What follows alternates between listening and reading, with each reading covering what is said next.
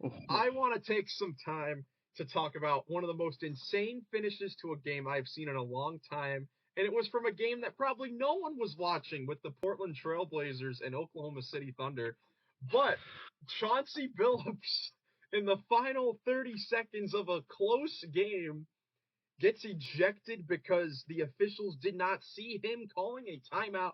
If you have not seen it, go check out the final minute of that game because it was incredible. Chauncey Billups was running down that sideline, yelling at them to call a timeout, and Brogdon gets double teamed. Then he moves and dribbles. He obviously gets called for a double dribble because the refs are blind and don't see and they don't hear Chauncey Billups. And then Chauncey Billups just goes absolutely ballistic. I would too. Rightfully so. They were up by 1 with the shot clock was off. It was 20 seconds left in the game. The shot clock was off. They were up by 1. They just needed to dribble the ball out. And what happens? They get trapped. You call a timeout. That's a common play. I can't believe the refs missed that. Yeah, they definitely should have been at least prepared for it, at the very least. Did you see that they were that the Portland Trailblazers are appealing? Yes, they are protesting this outcome of the game, which I think is kind of crazy considering well, first of all, you're the Blazers. You should probably want to lose this game. Yes. But you are taking, aren't you?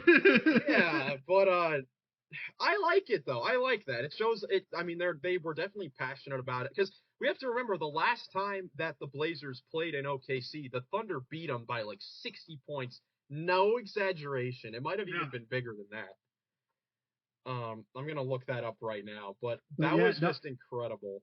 But this was and that's the thing. This is a huge win for the Thunder too, because we're talking about the Portland, but that Thunder win put them in first place. They are now number 1 in the West. They are now number 1 in the West. Which would have been, honestly, to me, that would have been hilarious if you have Minnesota lose to one of the worst teams in Charlotte, then you have the Thunder lose to one of the worst teams in Portland. Both top 2 seeds in the West lose to terrible garbage teams. I know, that would have been that would have been hilarious. But I do definitely have to give a huge shout out to Jalen Williams, who did end up hitting the game-winning shot. Great pull-up shot, but I'm trying to find this stat because it just caught my eye so much. Yeah, Jalen Williams is the clutchest player in the league this year. Really? With that shot, he ranks number 1 in clutch field goal percentage, and in the clutch, that's defined as final 5 minutes in a 5-point game. He shoots a whopping 73% from the field in the clutch, which is just incredible. So efficient in the clutch. That's just great for the Thunder when in these close games, because they're always in close games. You have Shea, who's an MVP candidate. He can get any shot he wants. Chet is a 7-foot unicorn. He can get whatever shot he wants. And you have J-Dub, who could be arguably your second, third option. You need a player like that, especially if you're going to – even though you are 1 seed in the West, nobody expected the Thunder to be that good. But if you want to be that good and be that good in the playoffs, that is exactly the player that you want. A guy that, not necessarily – your top 2 players, but a guy that, or like you said, your third best player and your third option that can go down and knock down that clutch shot. For example, if they are double teaming Chet and Shea when it comes down to the last shot of the game.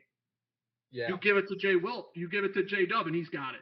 You have full confidence in him. That does so much for a team, this young team like OKC Thunder. Oh my goodness. That is a whopping stat I did not know. Nearly 80% on clutch shots. And he's taken a lot of them. He's taken a lot of them, and they've played in a lot of them. I'm sure heading into next season, I'm sure fans will definitely, when we talk about, who will be a first-time All-Star next season, he'll be a candidate for sure.